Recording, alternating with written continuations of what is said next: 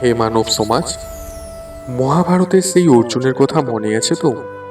এই কলিযুগে সেই অর্জুনের এক মহান ঘটনার সম্পর্কে আজ আমি তোমাদের বলবো। তাই শেষ পর্যন্ত তোমরা আমার সাথে থাকো আর বলো রাধে রাধে। হে শ্রীকৃষ্ণ, সমাজ কি শুধু বিটেক আর ডিপ্লোমাদেরকেই চেনে? তাহলে আমাদের মতো আইটিআইদের কি কোনো মূল্য নেই? হে পার্থ, কোনো কারিগরি বিদ্যা কখনোই ছোট নয়। তুমি বৃথা চিন্তা করো না। তাহলে বলো মাধব, কেন ওদের দাম, মান, সম্মান আমাদের তুলনায় এত বেশি?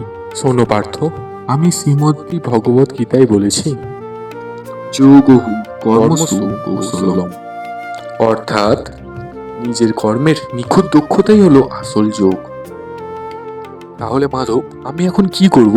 ভ্রান্ত চিন্তা না করে তুমি তোমার কর্ম করে যাও। তোমার কাজ আর কষ্ট তোমায় ঠিক সময় সঠিক মূল্য দেবে। আর আমার বন্ধুরা যে বলে পড়াশোনা করে কোনো লাভ নেই,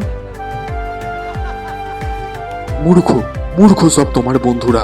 শিক্ষার গুরুত্ব তারা কিছুই বোঝেনি, তাই তুমি তাদের কর্মে পা দিও না। তুমি তোমার কর্তব্য পালন করো। ঠিক আছে ভগবান, আমি আর ওদের কথায় কান দেব না। হ্যাঁ, অন্যের কথায় কান না দিয়ে নিজের কাজকে আরো নিখুঁত করো, তবেই তুমি সমাজের মহান একজন হতে পারবে। তোমার বন্ধুদের মতো মূর্খ নয়। তারপর অর্জুন 2 বছর দীর্ঘ কঠোর পরিশ্রম করার পর নিজের নামে একটি বড় কোম্পানি খোলে। তার দিনগুলো সুখে এবং আনন্দেই চলছিল। হঠাৎ এই সময় শ্রীকৃষ্ণ আবার তাকে দেখা দেয়। পার্থ, তুমি তো ভালোই আনন্দে আছো, কিন্তু তুমি কি জানতে চাও তোমার সেই বন্ধুরা কেমন আছে? হ্যাঁ মাধব, আমার বন্ধুরা এখন কেমন আছে বলো। একটি বন্ধু সবজির ঠেলা গাড়ি নিয়ে বিক্রি করছে, আলু নাও, পেঁয়াজ নাও। আর 3 নম্বর বন্ধু দোকানে দোকানে গিয়ে কাজের জন্য সহায়তা চাইছে। যে বন্ধুরা তোমাকে ছোট করেছিল, আজ তারা তাদের কর্মফল পেয়ে গেছে। এখন তুমি তাদের সাথে কি করতে চাও? মাধব, আমি ওদের আমার কারখানায় কাজ দিতে চাই। বাহ, তুমি আবার মহান হয়ে গেলে পার্থ। যে বন্ধুরা তোমাকে অপমান করতো, পাশে ছিল না, তুমি তাদের ভালো চাইছো। হ্যাঁ মাধব, তুমিই তো বলেছিলে পাপেষু সমবুদ্ধির বিশুষ্যতে। ঠিক বলেছ পার্থ। অপমানকারী বন্ধুর বিপদে যে ব্যক্তি ব্যাকুলতা দেখায়, সেই তো সর্বশ্রেষ্ঠ।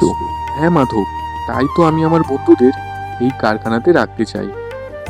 তোমরাও যদি জীবনের উন্নতি চাও আর আমার দেখা পেতে চাও, তবে এই ভিডিওতে লাইক করো আর কমেন্ট করে বলো জয় শ্রীকৃষ্ণ, রাধে রাধে।